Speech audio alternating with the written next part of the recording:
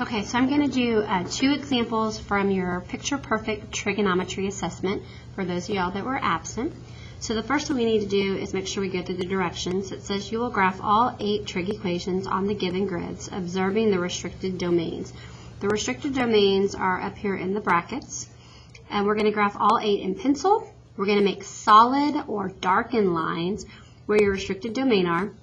When you combine all the graphs on the big grid, it will graph to be a picture. You may use color or decorate the picture.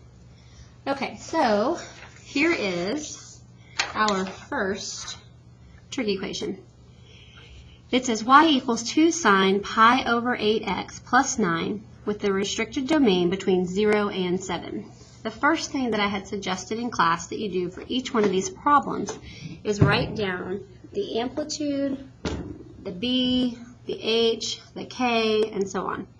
So the amplitude in this equation is the 2. The b in this equation is the pi over 8. There is no h. The k in this problem is the 9.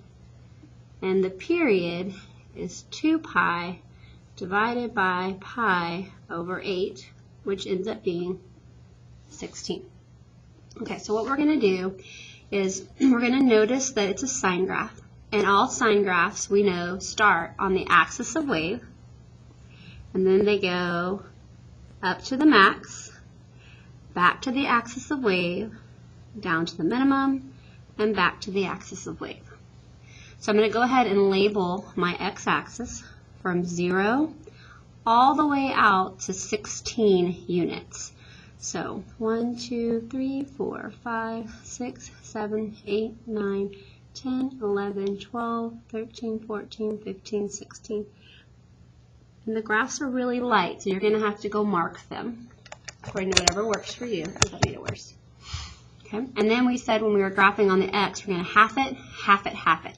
So what is half of 16? Well, half of 16 is 8. So I'm going to go to the 8. 1, 2, 3, 4, 5, 6, 7, 8. I'm going to mark an 8. So I went out to my period, and then I half it. And the rules are half it, half it. Well, what's half of 8? 1, 2, 3, 4. So I'm going to go 4 more to the right of 8. 9, 10, 11, 12. Okay, so far I've labeled my x. Now I'm going to go label my y-axis. When I label my y, I have to label the k, my axis of wave. So I've got 1, 2, 3, 4, 5, 6, 7, 8, 9. So I'm up here at the 9. Your amplitude tells me I have to be 2 above the 9, 10, 11, and 2 below the 9, 8, 7. So I'm going to dash in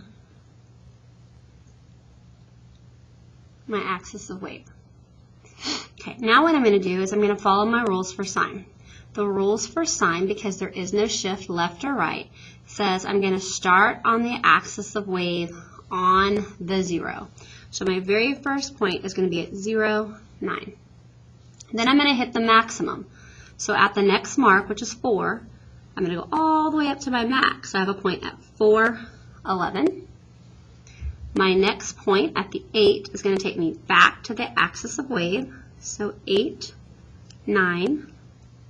At 12, I'm going to hit my minimum. So I'm going to have a point at 12, 7. And at 16, I'm back to my axis of wave. So I have a point at 16, 9. Now the directions say to only do a solid line between 0 and 7. I like to see my whole curve. So I'm going to go ahead and do the whole curve really, really lightly. And then I'm going to darken in this restricted domain. So that's my really light sine curve. Now what I want to do is everywhere my x is from 0 to 7, I'm going to darken it in.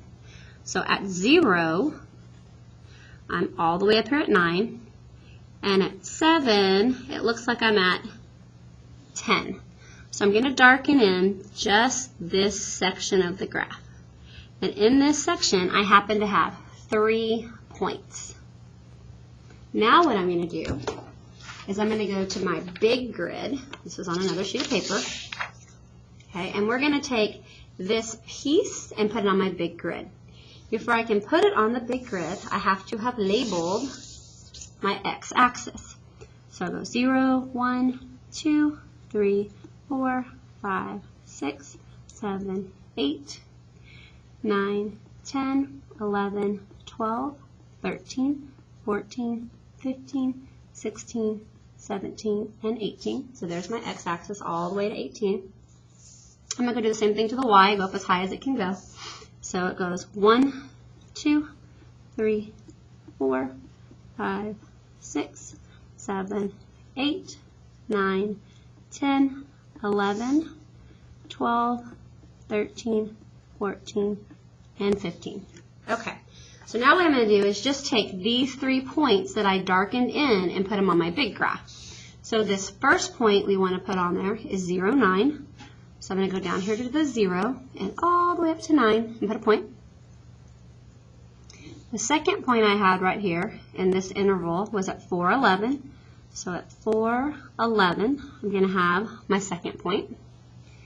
And then at 7, I had a point at 10. So I'm going to come up here and graph 7, 10. And this is going to be the first part of my big picture. Watch video number 2 if you want to see how to do number 2.